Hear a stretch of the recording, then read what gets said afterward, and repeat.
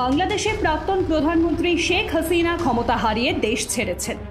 আপাতত তিনি ভারতেই রয়েছেন, কিন্তু স্থায়ী আশ্রয় পাননি। এরই মধ্যেই বাংলাদেশের অন্তর্বর্তী সরকার হাসিনার কূটনৈতিক পাসপোর্ট বাতিল করতে চলেছে। হাসিনা সরকারের মন্ত্রী, প্রতিমন্ত্রী, এমনকি আওয়ামী লীগের সাংসদদের কূটনৈতিক পাসপোর্টও বাতিল করা হবে।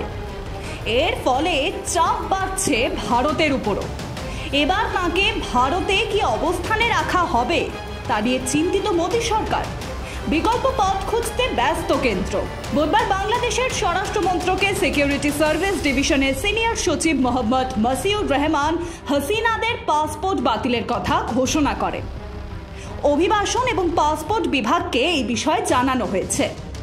তবে কেউ যদি নতুন পাসপোর্ট চান তাহলে তাকে পুরনো পাসপোর্ট ফেরত দিতে হবে। কোনো দেশের প্রধানমন্ত্রী, রাষ্ট্রপতি, অন্য মন্ত্রী এবং সাংসদরা মূলত কূটনৈতিক পাসপোর্টের সুবিধে পেয়ে থাকেন। এই পাসপোর্টের মাধ্যমে ভিসা ছাড়া যে কোনো দেশে সফরে যেতে পারেন রাষ্ট্রপ্রধান তথা কূটনীতিকরা। প্রশ্ন উঠছে, হাসিনার লাল পাসপোর্ট বাতিল হওয়ায় এবার কিভাবে ভারত থেকে অন্য দেশে পাড়ি দেবেন তিনি? বাংলাদেশের পাসপোর্ট দপ্তর জানিয়েছে, হাসিনার কূটনৈতিক পাসপোর্ট বাতিল হলে তাতে ধাক্কা খাবে ভারত। কারণ ওই পাসপোর্টের মাধ্যমেই হাসিনা একজন কূটনীতিক, কিন্তু তা বাতিল হয়ে গেলে আর কূটনীতিক থাকবেন না তিনি। তার উপর হত্যাকাণ্ডের অভিযোগ রয়েছে তার বিরুদ্ধে। আর যেই সব কূটনীতিকের লাল পাসপোর্ট রয়েছে তাদের বিরুদ্ধে যদি ফৌজদারি মামলা হয় তাহলে তারা সহজেই সাধারণ পাসপোর্ট পান না, আর এর জন্য আইনি প্রক্রিয়ার মধ্যে দিয়েই যেতে হয়। আদালতের নির্দেশের পরই মিলবে সেই পাসপোর্ট। অন্যদিকে একাধিক বাংলাদেশি পুলিশ কর্মী ভারতে আসার জন্য মুখিয়ে রয়েছেন।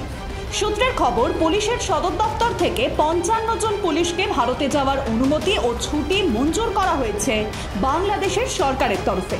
দেখা যাচ্ছে আবেদনকারীদের মধ্যে বেশিরভাগই সার্জেন্ট, এসআই, এএসআই এবং কনস্টেবল।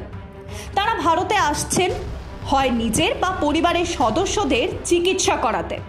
তাই তাদের 2 মাস থেকে শুরু করে সর্বনিম্ন 10 দিনের ছুটি দেওয়া হয়েছে।